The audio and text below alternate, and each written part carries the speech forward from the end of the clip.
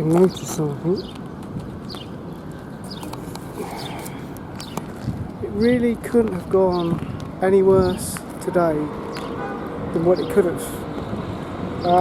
Was heading up to Agost from Alicante, where I'm staying.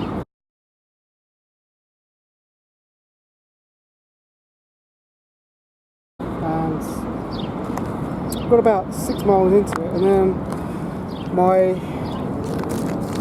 inner tube failed. I think it's split under there. I mean, I've got a puncture repair kit, but obviously you can't repair valve failing.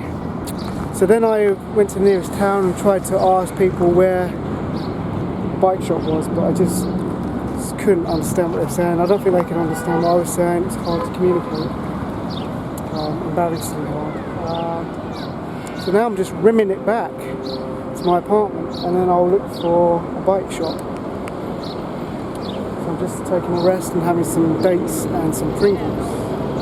But yeah, wow, it's just, you know, when you have one of them days, just, you know, it just goes so badly. This is one of them. But it's the adventure, isn't it? It's the adventure.